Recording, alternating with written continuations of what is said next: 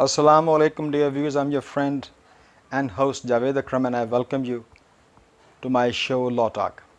अच्छा, आज मैं आपको एक ब्रीफ इंट्रोडक्शन दूंगा एक किताब का।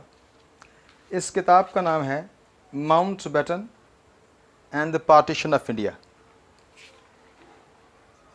ये किताब जिन ऑथर्स ने लिखी है ये है Larry Collins and Dominik Lapierre.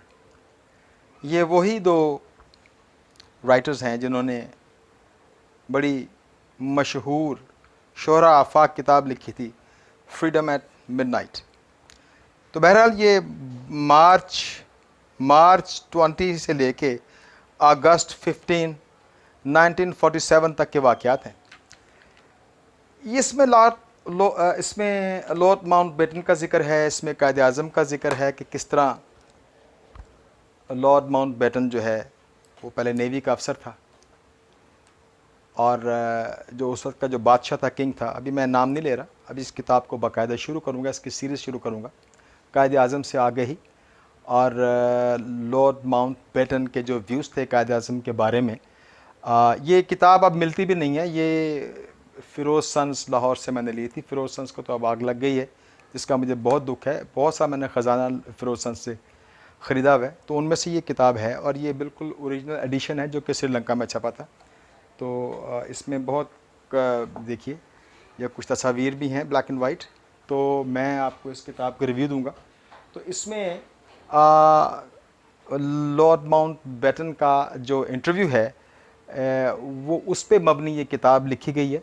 तो जो उसके व्यूज़ थे कायद आज़म के बारे में, तो बहुत दिलचस्प मैं आपको ऐसी बातें बताऊंगा अपने फाउंडर के बारे में और उस वक्त के क्या हालात थे कि जो आपने गारंटी है कि पहले कभी सुनी ही नहीं होगी। अब जाहिर है कोई किसी के पास कोई सोर्स ऑफ इंफॉर्मेशन, कोई सोर्स ऑफ नॉलेज होता है तो उसकी बिना पे आगे बढ़ता है ना। अब ये किताब मुझे मिल गई, ये गालिबन कुछ 30 साल पहले मैंने किताब ख़रीदी थी।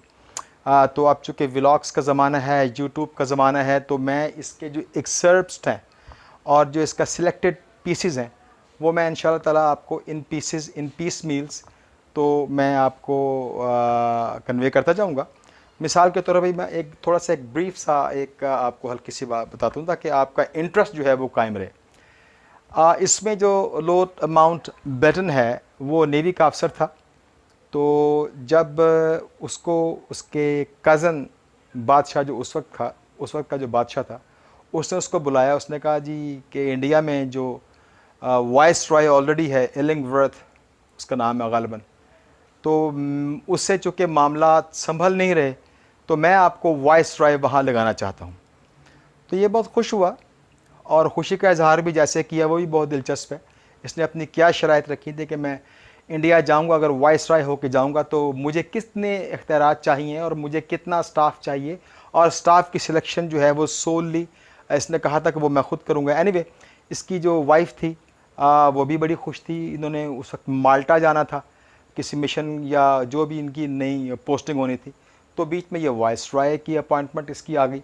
अच्छा, इसमें मैं अभी आपको इसका ब्रीफ से भी ब्रीफ दे रहा हूँ, इसके बाद मैं आपको डिटेल पूरी सीरीज़ करूँगा आपके साथ। अभी मैं कुछ फ्रेगमेंटेड भी हूँ इस वक्त। तो उसमें फिर ये हुआ कि जब इसने अपनी वालदा को बताया कि मैं जा रहा हूँ, मेरी अपॉइंटमेंट हो गई है वाइस रॉय, इसकी वालदा ना खुश थी। लॉर्ड माउंटबेटन की वालदा ना खुश थी और ये माउंटबेटन कहता है कि मैं हैरान था कि मेरी वालदा क्यों ना खुश थी। दरअसल उसकी वालदा ने कहा कि तू जहाँ जा रहा है तुझे एक ही चट्टान मिलेगी, वो है एम ए जिन्ना। तो ये उस वक्त भी एम ए जिन्ना का इतना कद काट था और इनकी ये शोहरत थी, ये इनकी इंटेग्रिटी थी एम ए जिन्ना की, मेरे प्यारे प्यारे कायद की, जिसकी बदौलत ये पाकिस्तान मौजूद है।